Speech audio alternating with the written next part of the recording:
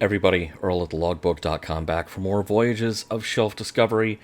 And it's time to open another box set, but this one is not from Doctor Who. This one is from The Mandalorian. This is I had to go to eBay for this one. This is the Disney Parks Shops Droid Factory set containing R6-D3, MA13, R1, and N0AH, which looks to me like it's spelling Noah. I'm sure there's a story there. These are all droids that have played somewhat prominent roles in The Mandalorian at various points, and we're going to open it soon, but first, let's talk about this corner. Maybe I need to go to the other camera and show it to you up here. This box got trashed in shipping. I mean, it's a good thing that I was planning on opening it anyway, because that is not a good look. Do you want to know what the packing was in the box to prevent this all from moving around? It was wrapped up in a Disney Parks shopping bag, and that was it. The box itself was crunched all to hell.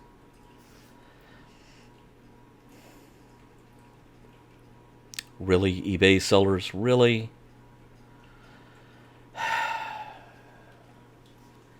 Anyway, the plan was never to leave it in the box, so let's get these poor droids out of this crunched box. They themselves were not damaged. I'm pleased about that. And, you know, like I said, the fact that I was planning on opening this from the word go is, you know, now if I had been planning on displaying this box back there on the wall, oh yeah, there would be an exchange, a strong exchange of words. Trying to figure out if I can actually even, okay, yes, I can get them out of that side of the box despite it being so crunched. So here we have a bunch of droids. I love R2 units. I need to set my R2 unit shelf back up at some point because I have many many R2 units that I've collected over the years. So let me see if I can identify from the pictures, you know, the episodes that these guys are from. And are they tied into the package? I can't figure it out. There's only one way to find out. And that is to start trying to free them from their plastic imprisonment, which I'm probably making so much noise you can't hear me. I'm going to start with R1 here, if possible. Okay, there we go. Now this kind of reminds me of a droid that was at that Tatooine auction scene in Star Wars, except in The Mandalorian, this obviously is a very uprated one. This was the security droid who was in the Jailbreak episode, the title of which now suddenly eludes me. It may have actually been called something as simple as The Prisoner, or something like that. So let's start setting these dudes up here. There's R1. Yeah, the version I was thinking of from the original Star Wars, that one actually had treads. So it was like a super primitive astromech. And yes, I am totally looking up the episodes on Disney Plus so I can tell you exactly which one this was from. Yeah, Chapter 6, The Prisoner. Well, that's original. Not a number. I am a free droid. Yeah, actually, this set was anything but free, since it's a Disney Parks exclusive, but two of these droids in particular I really wanted to add to my collection. This is one of them.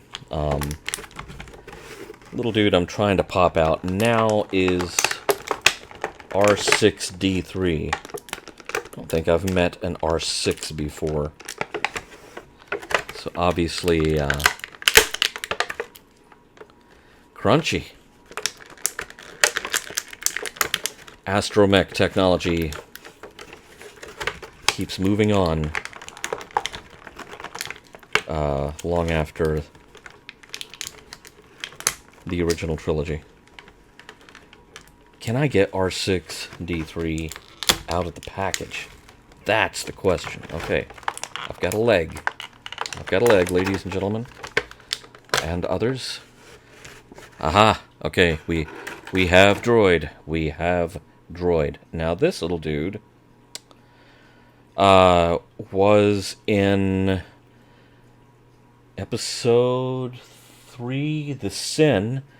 This was the driver of the speeder, the little cargo speeder that Mando was trying to, or was told to put, Grogu in. You know, so they could kill him with impunity. Yeah, kill Mando with impunity, not kill Grogu. Everybody loves Grogu. That poor kid, he's seen so much. Alright, so now this droid, I love, you know, it says so much about how these are made and the manufacturing and design advances that they all have the tripod leg now. I remember when I was a kid with a Kenner R2-D2, which of course was hollow in the middle. You know, there was no tripod leg. You just had to lean him back and pretend. All right, so that's N0AH. Noah, I don't remember where you were from, buddy. It's not ringing a bell. It's not ringing a bell. Okay. But, that being said, let's, any set like this, really, there's going to be kind of a killer app that draws you into it, and so let's talk about MA13. He, of course, was in the season finale of Season 1. If you remember, Mando and Friendos hitch a ride on a boat down a lava river, which at first they think is unoccupied. Oh, and I already pulled his arm off. Well, that fits. That actually tracks with the story because they wound up blowing his head off, which I will try not to replicate that feature as I open this guy. MA13 was the, kind of the ferryman down the river Styx, and almost literally. And so that, and it is just such a great design because it's like, obviously, let me put his arm back together. Yeah, this reminds me of like something that I would have come up with the Droid Factory playset in 1979, if anyone remembers that. That was one of those great Kenner items that that did not exist in any of the movies, and yet it was one of the most brilliant toys to come out of the original Kenner line. But yeah, he's he's got his ore, for lack of a better way to put it, and he is he is ready to ferry passengers down the lava river. At least until he can't stop the boat and just sits there and probably plaintively telling him, "Yeah, I can't stop this boat." And because he has multiple arms, he has 4 arms plus the legs, because, someone cobbled this poor droid together out of, like, 2 or 3 different droids, which is, why I brought up the Droid Factory. It's just... This poor droid has seen better days, and then, he tried to give Mando and company a lift, and that was his last day. His last day in service. So, no more tips, no more fares. All over for that poor little guy, for MA13. And I was standing things up on the box, but I'm going to move the box now and get it out of the way so we can examine this dude a little bit better. I love that. I love that. Yeah, the